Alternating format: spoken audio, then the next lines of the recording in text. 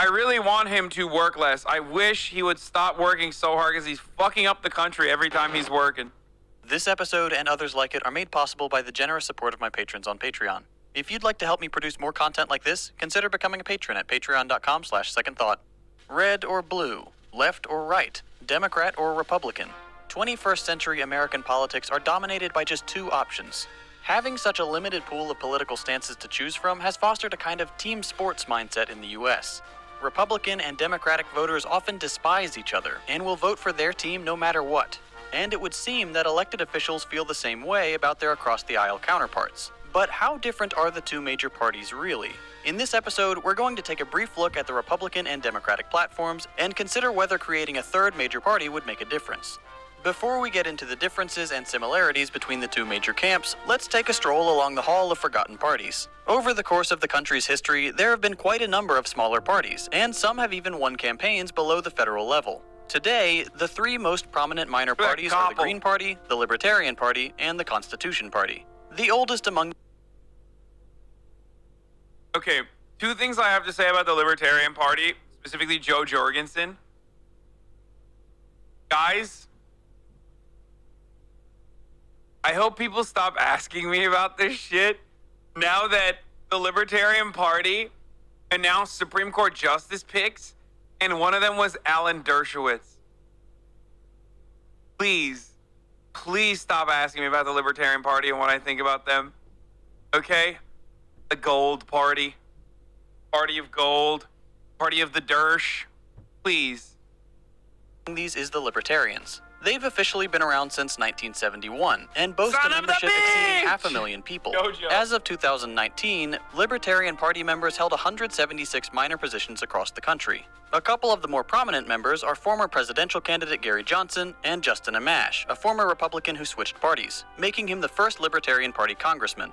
The Green Party is a little younger. It's been active since the 1980s, but only really gained national attention in 2000 when Ralph Nader ran for president as the Green Party candidate. Greens tend to do well in elections where party allegiance is not listed on the ballots, which suggests a fairly wide appeal based solely on policies. Some of these policies include participatory democracy, nonviolence, and environmental justice. The last minor party that currently fields presidential candidates is the Constitution Party. Founded in 1992 under the name the U.S. Taxpayers Party, it was rebranded to its current name in 1999. The Constitution Party is staunchly right-wing, advocating for expansion of gun rights, the banning of abortion, and restriction of immigration. As a smaller party, this group doesn't tend to win elections at any level, but one of their candidates did finish second, ahead of the Republican candidate in the 2010 Colorado governor's race. Besides these three, the country has had a number of other, often interestingly named political parties since the 1800s. One of the oldest of these was the Anti-Masonic Party, founded in 1828, basing their entire existence on the fear of the Freemasons. We've also seen the Anti-Nebraska Party, which sounds funny today, but was actually based on the tenets of abolitionism. There was the Nonpartisan League, the Black Panther Party, the Christian Freedom Party, the American Nazi Party, and dozens of others, many of which never fielded candidates for major races. One of the most interesting examples was the Socialist Party of America, which was active from 1901 to 1972. Socialist Party candidates ran on platforms way ahead of their time, advocating for things that were unthinkable back then. The 8-hour workday, the 40-hour workweek, workplace safety laws, child labor laws, universal suffrage, and many other things that we take for granted today. It was staunchly anti-fascist and... Actually, Sweaty, how would we accomplish any of those things without broad popular support? You're just hurting the chance of the Democrat in winning. Anti-Stalinist, and garnered considerable support from working Americans. Over its 71-year existence, the Socialist Party of America had some major successes, electing dozens of state legislators, over 100 mayors, and many more local officials, and even earned nearly 1 million votes in the 1920 presidential race with their charismatic and well-loved candidate, Eugene V. Debs. What's even more impressive is that Debs earned those million votes from the inside of a jail cell. He had been locked up for speaking out against World War I. Debs was a fascinating person and a talented speaker, and remains one of the most important figures in the history of American socialism. Have a look at some of his speeches if you ever have the time. I've left some links in the description. While there have been dozens of minor political parties throughout the nation's history, they all have one thing in common. Not one of them could put a dent in the unstoppable two-party system. And so, over the years, the Democrats and the Republicans burned themselves into the minds of American citizens, erasing our collective imagination of what could be possible beyond their limited center-right window of discussion. Now we get to the part where I'm probably going to upset both liberals and conservatives. Yes, the general population is more divided than ever. There are very real ideological differences between conservatives and liberals. That does not apply to the Democratic and Republican parties. There is very little separating today's elected Republicans and Democrats. The disagreements that they do have tend to be based more on aesthetics than actual policy differences. Sorry, Sweaty. I disagree. When hysterectomies happen under Obama to undocumented immigrants, that's good.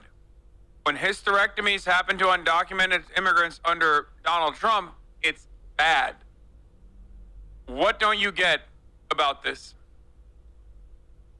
Parties are perfectly willing to use state violence to limit our freedom of speech. The Republicans are just open about it, and the Democrats will go for a photo op in traditional African garb and then say they're going to increase the police budget. Both parties are dedicated to meddling in foreign affairs and are heavily funded by the military-industrial complex. The Democrats may put on a bit of political theater. Actually, Elizabeth Warren wanted to make the military gay and green. So, wrong again, Bob. Wrong again, Sweaty. Also, Joe Biden literally wants to increase the military budget. Like, he talked about this 2 weeks ago, where he said, we need more money for special ops, Jack. So, he's running on increasing the military budget. And also, we need to increase most of the police. I love this country. When the military budget comes up, but when push comes to shove, they always agree to huge budget increases. When it comes to climate change, Republicans have opted to embrace the anti-science position espoused by many of their voters, whereas Democrats will pay lip service to climate science and then refuse to implement the necessary legislation to prevent climate catastrophe. The campaigns of both parties have devolved into, we're not the other guy. The Democratic platform is, we're going to beat Trump. And the Republican platform is, we're going to rally behind Trump. When politics becomes a fashion show, it doesn't matter what the people actually want. Policies with incredible bipartisan support get left by the wayside because the two major parties know, at the end of the day, the people will vote for their team, red or blue. But, just as in sports, the teams have owners. And these two teams just happen to be owned by the same people.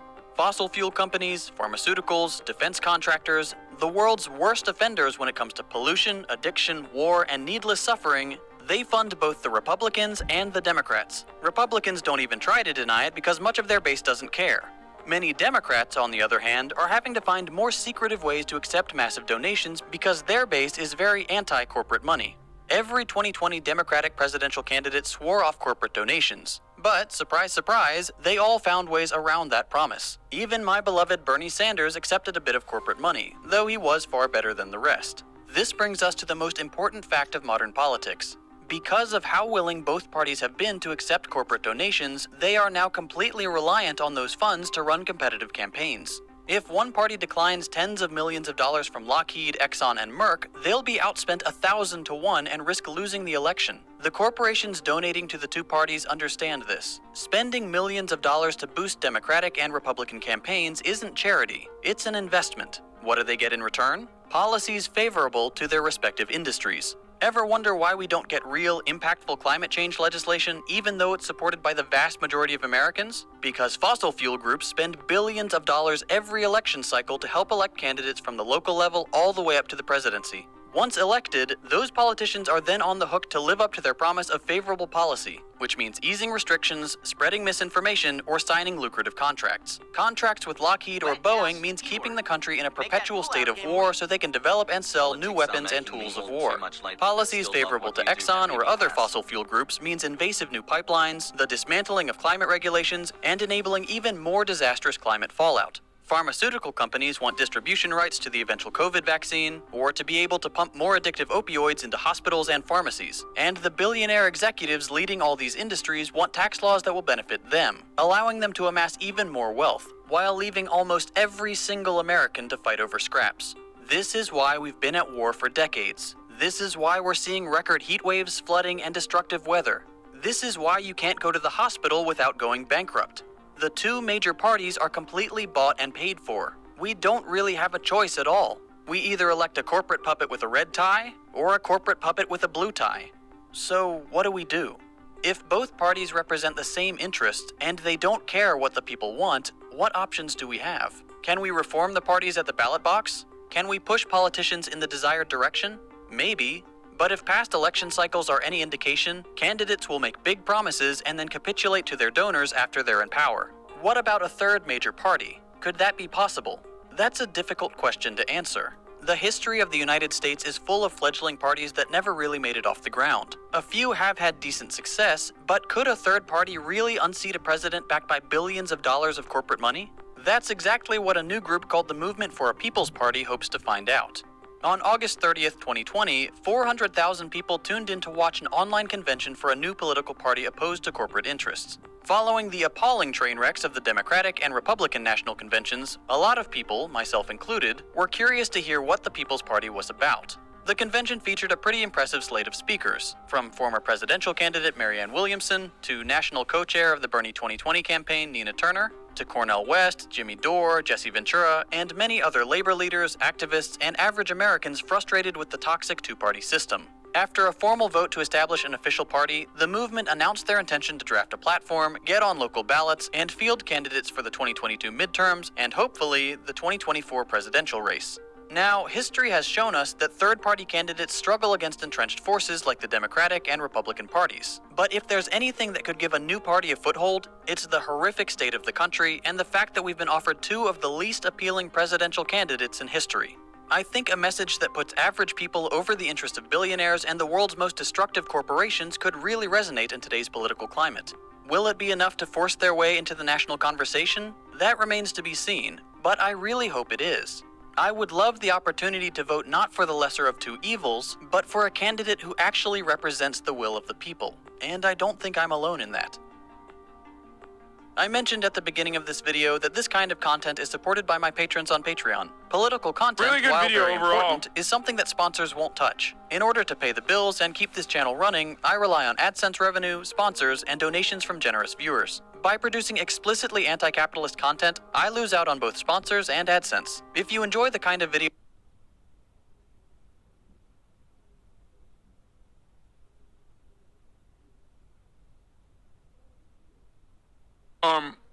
good video overall, but except for the last part.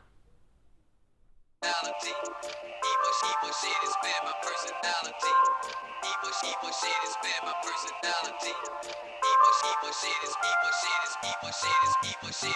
shit is